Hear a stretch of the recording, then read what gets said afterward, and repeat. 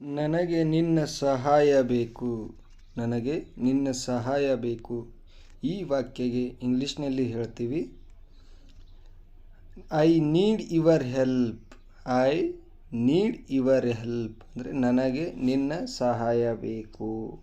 Next, ನಾನು ಈಗಲೇ ಹೊರಡಬೇಕು.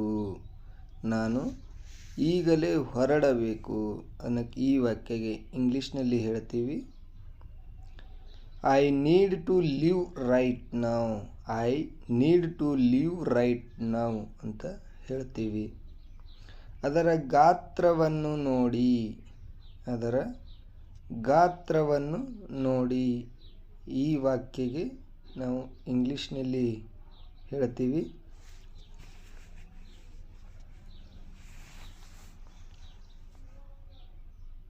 Look at the size of that.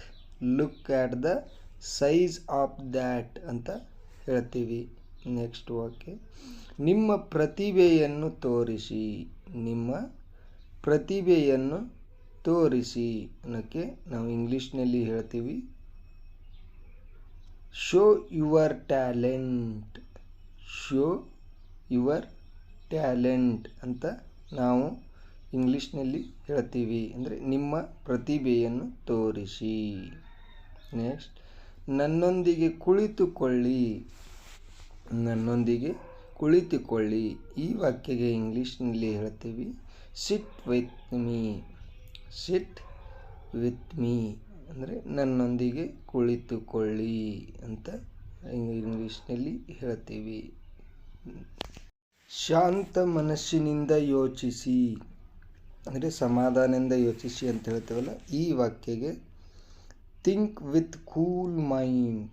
Think with cool mind. ಶಾಂತ ಮನಸ್ಸಿನಿಂದ ಯೋಚಿಸಿ. ಅಲ್ಲಿಗೆ ಹೋಗುವ ಅವಶ್ಯಕತೆ ಇಲ್ಲ ಅಂದರೆ ಯಾವುದಾದ್ರೂ ಒಂದು ಜಾಗಕ್ಕೆ ಹೋಗಾಗ ಹೇಳ್ತೀವಲ್ಲ, ಹಾಗೆ ಅದನ್ನು ಇಂಗ್ಲೀಷ್ನಾಗ ಈ ರೀತಿ ಹೇಳ್ತೀವಿ there is no need to go. There is no need to go. ನನಗೆ ಸ್ವಲ್ಪ ನೀರು ಬೇಕು. ನನಗೆ ಸ್ವಲ್ಪ ನೀರು ಬೇಕು. ಅದನ್ನು ಇಂಗ್ಲೀಷ್ನಾಗ ಹೇಳ್ತೀವಿ I need some water. I need some water ಅಂತ ಇಂಗ್ಲೀಷ್ನಲ್ಲಿ ಹೇಳ್ತೀವಿ. ಜೋರಾಗಿ ಮಾತನಾಡಬೇಡಿ. ಜೋರಾಗಿ ಮಾತನಾಡಬೇಡಿ ಅನ್ನೋಕ್ಕೆ ಇಂಗ್ಲೀಷ್ನಾಗ ಹೇಳ್ತೀವಿ don't speak loudly. Don't speak loudly ಅಂದರೆ ಜೋರಾಗಿ ಮಾತನಾಡಬೇಡಿ. ಈಗ ಬರ್ತೀನಿ ಅನ್ನೋಕ್ಕೆ ನಾವು ಇಂಗ್ಲೀಷ್ನಲ್ಲಿ ವಾಕ್ಯಗಳಿಗೆ ಬಳಸ್ತೀವಿ ಜಸ್ಟ್ ಕಮಿಂಗ್. ಜಸ್ಟ್ ಕಮಿಂಗ್ ಅಂತ ಹೇಳ್ತೀವಿ. ಅದಕ್ಕೆ ಈಗ ಬರ್ತೀನಿ. ಬಹಳ ಒಳ್ಳೆಯದು. ಬಹಳ ಒಳ್ಳೆಯದು. ಈ ವಾಕ್ಯಗೆ ಇಂಗ್ಲೀಷ್ನಲ್ಲಿ ಇರ್ತೀವಿ ವೆರಿ ವೆಲ್. Very well.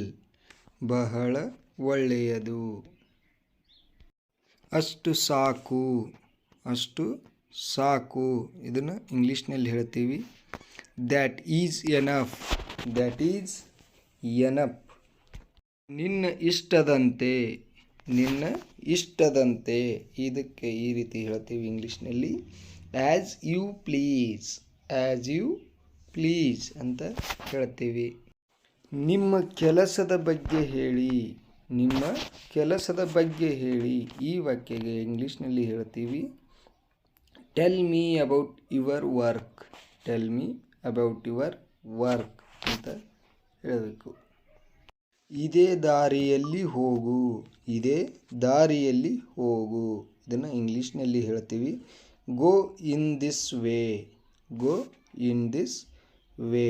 ಇದೇ ದಾರಿಯಲ್ಲಿ ಹೋಗು. ಮುಂದೆ ಹೋಗಬೇಡಿ. ಮುಂದೆ ಹೋಗಬೇಡಿ. ಇದಕ್ಕೆ ಇಂಗ್ಲೀಷ್ನಲ್ಲಿ ಹೇಳ್ತೀವಿ don't go ahead. Don't go ahead ಅಂತ ಹೇಳ್ತೀವಿ.